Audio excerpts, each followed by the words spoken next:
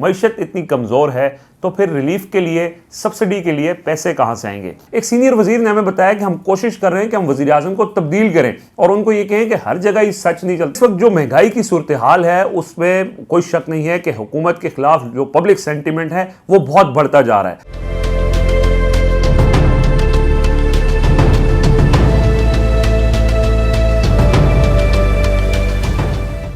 बिस्मिल्लाहिर्रहमानिर्रहीम, अस्सलाम वालेकुम नाजरीन, मैं हूं रिजवान गिलज़ई और आप देख रहे हैं बातचीत। वज़ीर आज़म इमरान खान ने रिलीफ पैकेज का ऐलान किया है तो अब सवालात ये उठ रहे हैं कि जब मईशत में इतनी सकत नहीं है, मईशत इतनी कमज़ोर है तो फिर रिलीफ के लिए, सब्सिडी के लिए पैसे कहां से आएंगे। तो आज की इस वीडियो में हम आपको बताएंगे हुकूमत ने जो प्लान वर्कआउट किया है कि कहां कहां से हुकूमत के पास पैसे दस्तयाब हैं और कहां कहां से कटौती करके इस रिलीफ पैकेज के हवाले से सब्सिडी दी जाएगी, उसकी तफसील बताएंगे। और दूसरा ये भी बात करेंगे कि जिस तरह से अपोजिशन और मीडिया के अंदर ये बात पिछले 3-3.5 साल से हम सुनते आए हैं कि हुकूमत ने जो आलमी मार्केट के अंदर जो बढ़ती हुई प्राइसेस थी, खासतौर पर जो कोविड की सूरत हाल थी, वो जब प्राइसेस बढ़ी तो हुकूमत ने उसका जो असरात हैं वो डायरेक्ट अवाम को मुंतकिल किए और उसमें कोई इंटरवेंशन नहीं की, कोई सब्सिडी नहीं दी। और ये एतराज़ बिल्कुल सामने में सुनने में आता रहा, लेकिन उसके बाद जब हुकूमत ने अब इंटरवेंशन की है, रिलीफ पैकेज दिया है, तो अब दोबारा से हम देख रहे हैं कि अपोजिशन भी और मीडिया के अंदर भी एतराज़ात सामने आ रहे हैं कि हमारी तो मईशत बहुत कमज़ोर है, तो हुकूमत ने ये जो स्टेप लिया है ये ठीक नहीं है, ये हमारी मईशत को मज़ीद कमज़ोर करेगा। तो किसी सूरत जब हुकूमत एक पहले से ये बात वज़ीर आज़म लोगों को बता रहे थे कि हमारी मईशत के अंदर इतनी अभी सकत नहीं है कि हम आवाम को सब्सिडी दे सकें, रिलीफ दे सकें, तो उस वक्त यही अपोजिशन और यही मीडिया उनको मॉक कर रहा था। अब जब उन्होंने रिलीफ दिया है और कुछ इंतज़ामात, अरेंजमेंट्स ऐसी की हैं कि अवाम की जो बढ़ती हुई महंगाई है उसको किसी हद तक रोका जा सके, तो दोबारा से इसके ऊपर एतराज़ किया जा रहा है कि हमारी मईशत को ये और कमज़ोर कर देगा। खैर, आज इस हवाले से आगे चलकर भी बात करेंगे। पहले मैं आपको ये बताता हूँ कि जो हुकूमत ने जो पैसे इस सब्सिडी के लिए उनको चाहिए वो कहां कहां से वो हासिल करेगी। सबसे पहले हुकूमत के पास जो इस वक्त IMF का टारगेट है टैक्स कलेक्शन का, उसमें जो अब तक की FBR की कलेक्शन है उसमें तकरीबन 270 अरब रुपए सरप्लस है। हुकूमत ये पैसे जो है वो रिलीफ और सब्सिडी के लिए इस्तेमाल करेगी।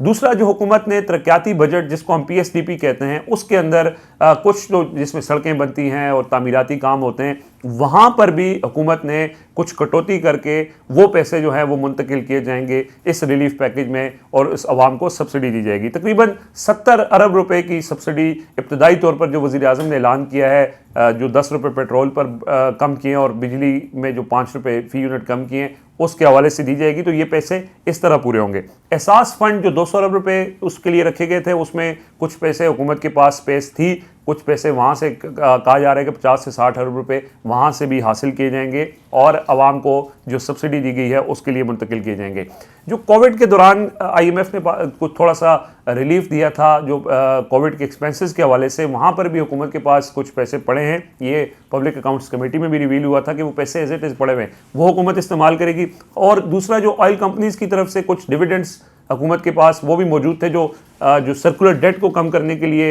इस्तेमाल किए जाने थे, वहाँ भी हुकूमत कुछ पैसे निकाल कर उसको सब्सिडी में मुंतकिल करना चाह रही है। तो यहाँ हुकूमत के पास थोड़ी सी स्पेस बन गई है। जो एतराज़ किया जा रहा है कि पैसे कहाँ से आएंगे, तो वो पैसे इस तरह से हुकूमत ने इसके ऊपर प्लान वर्कआउट किया है माशी टीम ने और एक रिलीफ पैकेज दिया जिससे काफ़ी हद तक जो है वो फ़ायदा होगा। देखें, वज़ीर आज़म ने हर शोबे के अंदर एक गैर रवायती अंदाज से काम किया। आप अरकान पार्लियामेंट के हवाले से देख लें, हुकूमत के सबसे मजबूत प्लेयर जहांगीर तरीन को अगर आप उठा के देखें, हुकूमत का उनके साथ जिस तरह का रवैया था वो भी एक गैर रवायती तरीका था और उससे हमने देखा कि हुकूमत को मुश्किलात का भी सामना करना पड़ा। फिर बलदियाती इलेक्शंस हुए, वहाँ पे भी गैर रवायती अंदाज से आपने गलत टिकट तकसीम किए तो उसका भी नुकसान हुआ। तो इस सारी सूरत हाल के अंदर एक सीनियर वजीर ने हमें बताया कि हम कोशिश कर रहे हैं कि हम वजीर आजम को तब्दील करें और उनको ये कहें कि हर जगह ये सच नहीं चलता, को थोड़ा सा आपको रवायती अंदाज से भी चीज़ों को लेकर चलना होता है। जब आप रवायती सियासत का मुकाबला करने के लिए आपको रवायती अंदाज ही अपनाना पड़ता है और यही वजह है कि हमने देखा है ये जो एक रिलीफ पैकेज सामने आया है ये भी उसकी एक मिसाल है। और वजीर आजम इमरान खान ने फिर जहांगीर तरीन से भी रब्ता किया है और उनसे उन्होंने खैरियत दरियाफ्त की और आगे चलकर ये इम्कान है कि दोनों रहनुमाओं के दरमियान बर्फ पिघलेगी। ये भी उन्होंने एक रिवायती तरीका इख्तियार किया। फिर खैबर पख्तूनख्वा के अंदर जो पहले मरहले में बल्दियाती इंतखाबात के पहले मरहले में हुकूमत को एक तरह से सेटबैक हुआ था, वहाँ पर भी हुकूमत ने अपनी हिकमत अमली तब्दील की। परवेज़ खटक को लगाया, अब उन्होंने इलेक्टेबल्स को टिकट दिया और इम्कान ये है कि अगले दूसरे मरहले में पीटीआई वहाँ से कामयाबी हासिल कर सकती है। तो ये जो एक शिफ्ट आया है हुकूमत की हिकमत अमली में, वज़ीर-ए-आज़म की हिकमत अमली में, इसमें सीनियर रहनुमाओं ने बड़े अरसे से उनको इस बात के ऊपर आमादा करने की कोशिश की और फाइनली जो है वो इस बात पे एग्री भी कर चुके हैं। देखिए, इस वक्त जो महंगाई की सूरत हाल है उसमें कोई शक नहीं है कि हुकूमत के खिलाफ जो पब्लिक सेंटिमेंट है वो बहुत बढ़ता जा रहा है। इसको भी रोकने के लिए ये जो एक रिलीफ पैकेज आया और साथ साथ जो चूंकि हुकूमत के खिलाफ अपोजिशन भी बहुत एक उस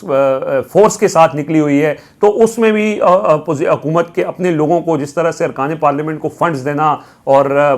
जो इस वक्त अपोजिशन अरकान पार्लियामेंट को उनसे रब्ते कर रही है, तो हाल ही में हमने देखा कि ICC ने कोई जो अरकान पार्लियामेंट का फंड्स का जो प्रोग्राम होता है सस्टेनेबल डेवलपमेंट गोल्स का, उसके अंदर भी कुछ 10-12 अरब रुपए जो है वो दिए हैं ताकि अरकान पार्लियामेंट को भी किसी न किसी तरह खुश किया जा सके। और फिर उसके साथ साथ जो है वो बल्दियाती इंतखाबात जो KP में हो रहे हैं, पंजाब में हो रहे हैं, वहाँ भी हुकूमत कोशिश कर रही है कि इलेक्टेबल्स को टिकट दे ताकि अगले इलेक्शन, आने वाले इलेक्शन के लिए भी बेहतर तैयारी की जा सके। तो हुकूमत के वो लोग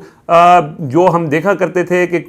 और लोग इतराज़ भी करते थे कि वज़ीर-ए-आज़म जिस पेस के साथ, जिस स्विंग के साथ वो काम करते हैं, उस स्विंग के साथ उनकी टीम काम नहीं करती। तो एक हमने देखा है कि अचानक से सारी टीम मुतहरिक हुई है, PTI की जो सीनियर क़यादत है वो मुतहरिक हुई है। सिंध के अंदर पीपल्स पार्टी ने लॉन्ग मार्च का ऐलान किया, तो सिंध में ही PTI ने भी लॉन्ग मार्च कर दिया। इस वक्त शाह महमूद कुरैशी और अली जैदी वहाँ पर मौजूद हैं और वो भी एक मार्च को लीड कर रहे हैं। इसी तरह जो वफाकी वज़रा हैं और जो इसके अलावा जो इस वक्त खैबर पख्तूनख्वा की जो क़यादत है, वो सारा उन्होंने जो फोकस है वो बल्दियाती इंतखाबात के ऊपर रखा हुआ है और इसी वजह से वहाँ पर भी जो इम्कान ये ज़ाहिर किया जा रहा है कि वहाँ पर बेहतर रिजल्ट आ सकते हैं। तो ये जो एक शिफ्ट आया है एक हिकमत अमली के अंदर के गैर रवायती तरीके से, जिस तरह से 3-3.5 साल से वो चलते आए, उन्होंने कहा जी कि चूंकि आलमी मार्केट्स में प्राइसेस बहुत ज़्यादा हैं, क्योंकि हम IMF प्रोग्राम में फंसे हुए हैं, तो हमारे पास बिल्कुल भी कोई स्पेस नहीं है। अगर आलमी मार्केट में कीमत बढ़ेगी तो लोकल मार्केट में भी कीमत बढ़ानी पड़ेगी, उसमें कोई इंटरवेंशन नहीं होगी। वही तरीक़ाकार इख्तियार किए हुए उन्होंने रखा। इस दौरान जो अरकान पार्लियामेंट हैं उनको भी उन्होंने फंड्स वगैरह नहीं दिए, तो वो भी नाराज़ हुए। अपोजिशन जमातों ने उनसे राब्ते किए, तो वो भी एक ग्रे एरिया था जिसके ऊपर दोबारा से काम शुरू किया। और बल्दियाती इंतखाबात में जिस तरह से अब पूरी पार्टी की आदत हुकूमत ने कानून भी पास किया कि अरकान पार्लियामेंट कैंपेन कर सकते हैं, तो अरकान पार्लियामेंट कैंपेन भी कर रहे हैं। तो इस वक्त हुकूमत जो जिस तरह मुश्किलात में घिरी हुई थी, एक तरीके से एतमाद की बात भी आ रही थी, उसमें एक सुख का सांस या एक साय ऑफ रिलीफ जिसको आप कहते हैं कि ये पैकेज का अनाउंस होना, ये अपने अरकान पार्लियामेंट का सुन रहे थे कि फैसलाबाद के कुछ लोग और सिंध के कुछ लोग जो हैं वो शायद पार्टी छोड़ जाएं, वो भी जो है वो हम देख रहे हैं कि जब जहांगीर तरीन से रब्ता हुआ है तो उसके बाद इम्कान ये है कि वो लोग भी अब खुश होंगे और साथ साथ उनको फंड्स मिलेंगे तो वो और खुश होंगे। तो ये सारी चीज़ें जो हैं वो वज़ीर-ए-आज़म की शायद तबीयत के ख़िलाफ़ है या उनके जो तर्ज़ सियासत है, जो तर्ज़ हुक्मरानी है, उनके ख़िलाफ़ है। लेकिन